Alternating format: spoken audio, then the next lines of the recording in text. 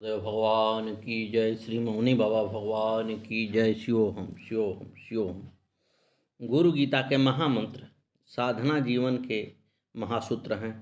इन्हें अपनाकर इनकी साधना करके साधक का आध्यात्म राज्य में प्रवेश सुनिश्चित है। पर ध्यान रहे कि गुरु गीता के इस महामंत्रों की साधना करने का मतलब कतिपय क्रियाओं अथवा कर्म कांडों को कर लेना भर नहीं है। इनकी साधना करने का अर्थ है उस भाव दशा में अपनी संपूर्ण एवं समग्रता से जीना जिसका कि ये महामंत्र बोध कराते हैं। पिछले मंत्र में गुरु तत्व के बारे में बताया गया है कि परम गुरु भगवान सदाशिव के उन वचनों को किस तरह आत्मसात किया जाए, जिसमें उन्होंने कहा था कि गुरु तत्व ही साधक के जीवन का सार सर्वस्व है। इसके अभाव में यज्ञ, व्रत, तप, दान, जप और तीर्थ अपना अर्थ खो देते हैं। यही नहीं, अपनी प्रबुद्ध आत्मा और सद्गुरु भिन्न नहीं है, ये दोनों एक ही हैं, इनमें तनिक भी संशय नहीं है। इस तत्व के सत्य को जानने से ही साधक के जीवन में सत्य ज्ञान का उदय होता है। गुरु तत्व की इस कथा को आगे बढ़ाते हुए देवाधिदेव भगवान महादेव आदि माता पार्वती से कहते हैं, सर्वपाप विशुद्धात्मा श्री गुरु पाद सेवताम देहि ब्रह्म भवेत् तस्माद् त्वं कृपार्थ वदामि ते। सद्गुरु के चरणों की सेवा से साधक सारे पाप से मुक्त होकर विशुद्धात्मा हो जाता है। भगवान शिव माता पार्वती से कहते हैं, यही नहीं देवी, मैं तुम्हें कृपा पूर्वक बता रहा हूँ, देहधारी जीव ब्रह्म भाव को उपलब्ध हो जाता है। गुरु चरणों की महिमा के बारे में कहे गए भगवान महादेव के ये वचन साधकों के जीवन का संपूर्ण सत्य है।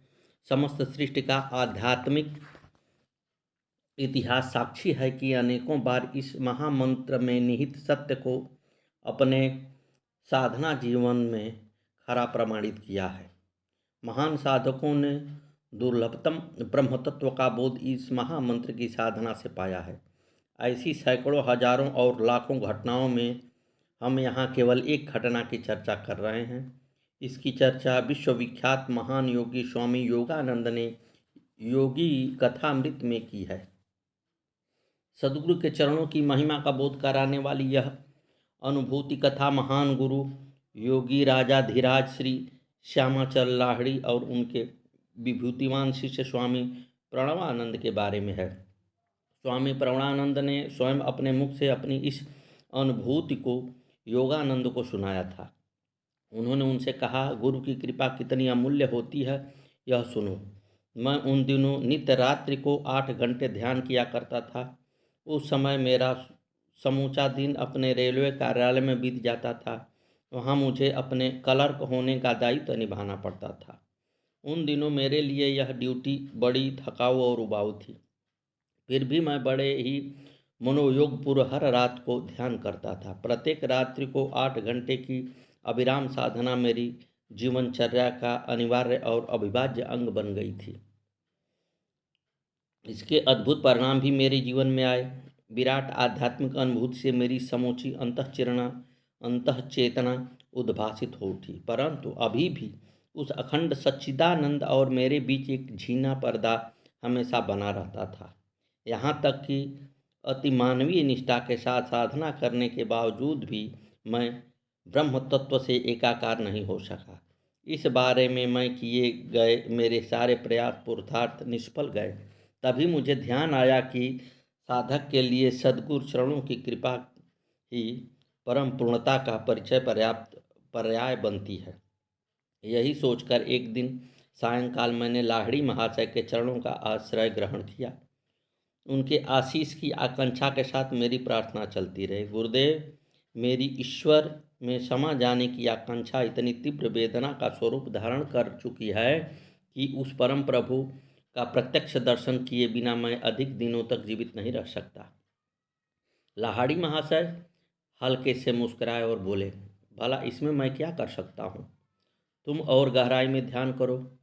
मैंने उनके चरण पकड़कर बड़े ही करुणा भाव से पुकार की, हे मेरे प्रभु, हे मेरे स्वामी, मैं आपसे प्रार्थना करता हूँ, आप इस भौतिक कलेवर में मेरे सम्मुख विद्यमान हैं।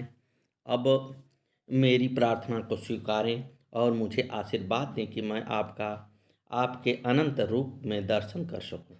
प्रसन्न भाव से शिष्य वत्सल परम सद्गुरु लाहिड़ी महाशय ने अपना हाथ आशीर्वाद मुद्रा में उठाते हुए कहा, जाओ वत्स, अब तुम जाओ और ध्यान करो। मैंने तुम्हारी प्रार्थना परम पिता परमेश्वर परम ब्रह्म तक पहुंचा दिया है। अपरिमित आनंद और उत्साह से भरकर मैं घर लौटा। नित्य की ही भांति उस रात्रि भी मैं ध्यान के लिए बैठा। बस फर्क थोड़ा था, आज सद्गुरु के चरण मेरी ध्यानस्थ चेतना का केंद्र थे। वे चरण कब अनंत विराट परम ब्रह्म बन गए पता ही नहीं चला। बस उसी रात मैंने जीवन की चिर प्रतीक्षित परम सिद्धि प्राप्त कर ली। उस दिन से माया का कोई भी पर्दा उस परमानंद जगत दृष्टा की छवि को मेरे नेत्रों से ओझल नहीं कर सका। यह कहते हुए स्वामी प्रणवानंद का मुखारमंडल प्रसन्नता से दमक उठा। स्वामी योगानंद लिखते हैं कि गुरु महिमा की यह कथा सुनकर मेरा भय भी नष्ट हो गया। योगानंद द्वारा कही गई यह योग कथा गुरु चरणों की महिमा को प्रकट करती है। गुरु चरण ही अपने तात्विक रूप में परम ब्रह्म का स्वरूप हैं, लेकिन इसे जाना और समझा तभी जा सकता है जब साधक अपनी गुरु भक्ति की साधना के शिखर पर आरूढ़ हो गया है।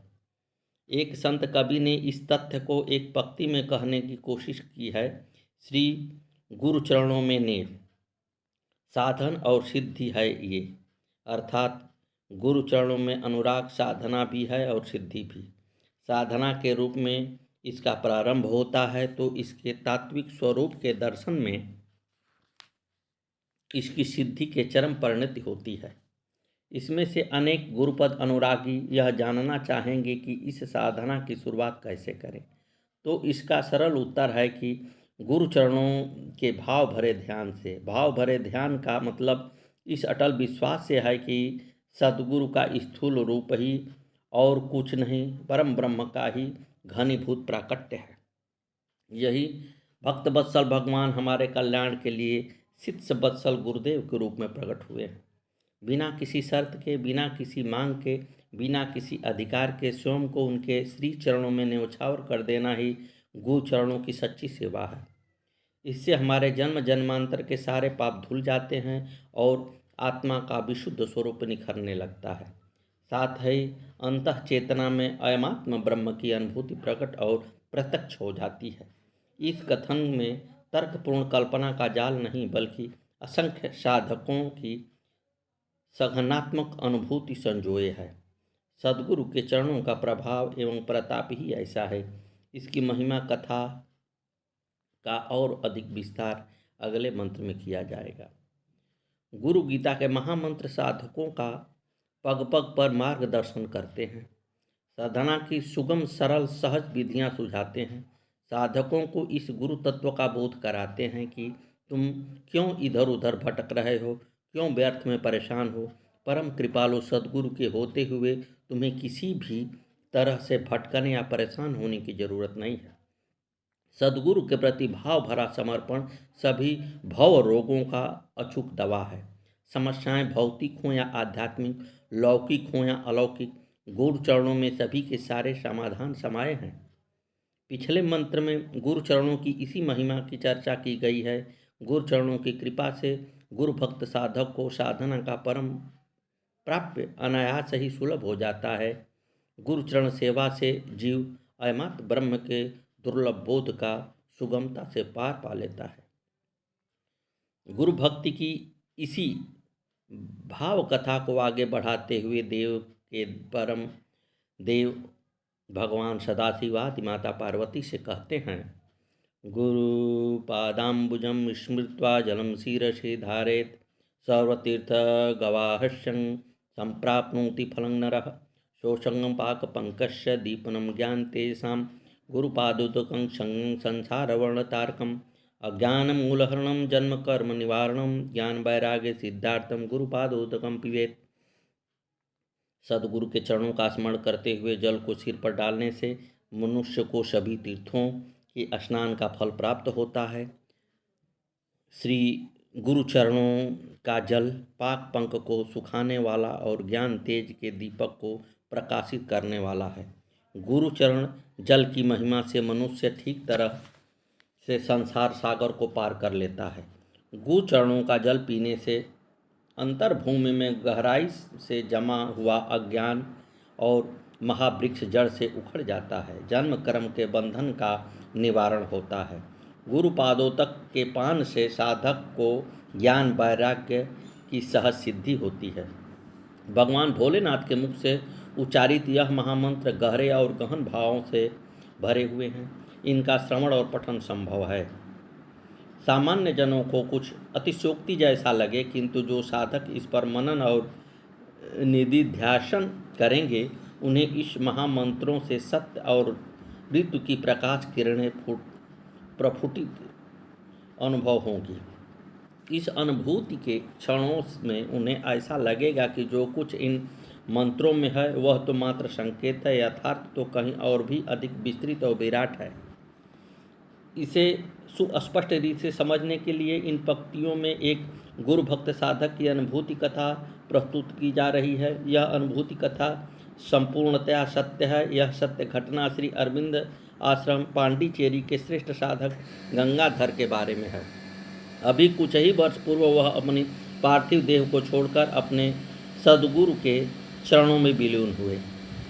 बातचीत के क्रम में उन्होंने अपने साधनामय जीवन का रहस्य बताते हुए कहा कि श्रेष्ठ सुगम किंतु सर्वाधिक फलदायी एवं प्रबोधपादक साधना अपने गुरु के चरणों का चिंतन और ध्यान है। उन्होंने बताया कि जब मैं पांडिचेरी आश्रम महर्षि अरविंद के पास आया उस समय मेरी उम्र मात्र 17 साल की थी। पढ़ा लिखा कुछ खास था नहीं, सामान्य तमिल बोल रहा था। जिस समय वह अपना अनुभव बता रहे थे उस समय उनकी आयु लगभग 87 साल की थी। तो अपने जीवन के बारे में बताते हुए उन्होंने कहा कि श्री अरविंद से पहली बार मिलने पर उन्होंने पूछा, तुम यहाँ क्यों आए हो? सद्गुरुदेव भगवान की जय। श्री मौनी व भगवान नमो नमः। आगे की कथा कल।